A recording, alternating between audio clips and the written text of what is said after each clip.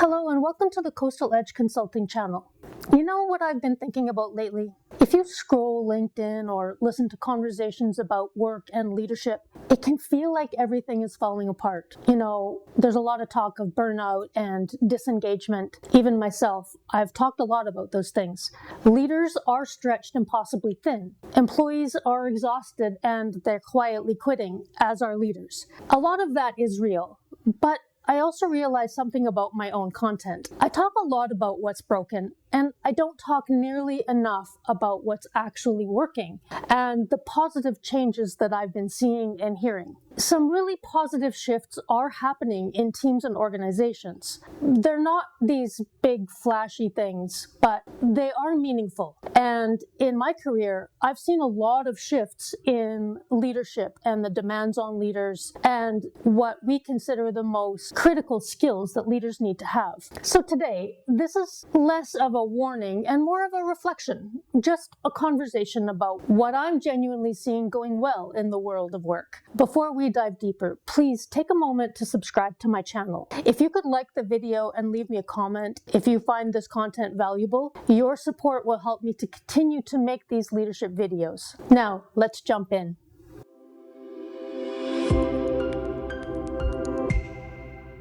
So the first thing that I wanted to acknowledge is that one of the biggest changes I've noticed is how leadership is starting to look more connected and definitely displaying more human qualities. Fewer leaders are trying to be the hero with all the answers. There are more leaders willing to say things like, "I'm still thinking this through," or "I'd really like your perspective on this." And interestingly, that doesn't weaken trust. It only strengthens it. Teams don't need leaders to be perfect, and I can absolutely attest to that being a leader myself. They need them to be grounded. They need them to be honest and also willing to listen. The old model of leadership where you had to project certainty at all costs, that was exhausting for everyone involved. What I'm seeing now is a quieter confidence, and it's actually creating better conversations, better decisions, and a lot less pressure to perform leadership instead of actually doing it. The other shift that I've been noticing is teams are talking about how they work, not just what they do, literally how they work together. And I'm not talking about in a fluffy, everybody needs to give each other a hug way. I'm talking about in a very practical, human way.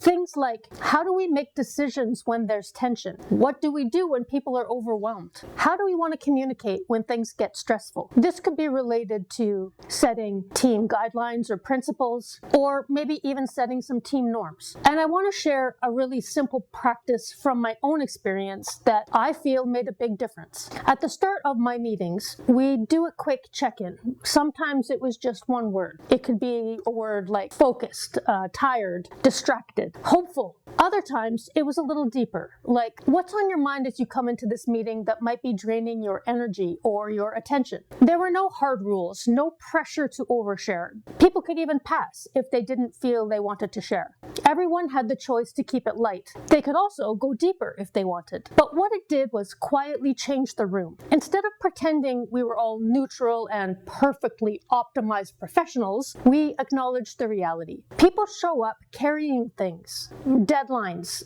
We have family stuff. Some of us have health concerns. There are big life moments and definitely small stressors that still take up space. So then, at the end of the meeting, we do a quick checkout. Sometimes it was, what are you taking away from today's meeting? Something simple. Sometimes I'd ask, what did you appreciate? Or who did you appreciate today? Is there someone you'd like to recognize? And sometimes it was just one word checkout again, especially if we were stressed for time. It took maybe 2 minutes in total, and it made a huge difference.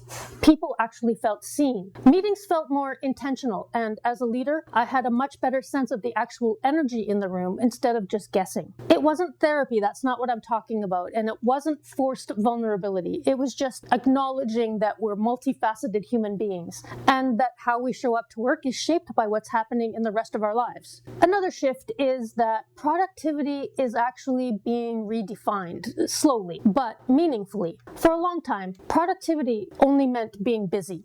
Full calendars, back-to-back meetings, always available. Now, more leaders are asking better questions, such as what actually needs to happen here? What's creating value and what's just noise? This shift is leading to fewer unnecessary meetings, clearer priorities, and more space for real focus. The healthiest teams that I've worked with or led aren't doing more. They're doing less, but doing it better. And that clarity alone reduces stress in ways no resilience workshop ever could. I also want to talk about how AI is reducing friction instead of replacing people. Now, this isn't always the case. We need to talk about AI because it's usually framed as either a miracle or a threat. So what I'm seeing in more thoughtful organizations is neither. AI is being used to reduce friction and to handle the repetitive, draining parts of work. So efficiency can be improved through drafting and summarizing, organizing information, giving people back some mental space. Again, I'm always a champion of augmentation rather than replacement of humans. And here's the key difference. Employees are being involved in how it's introduced.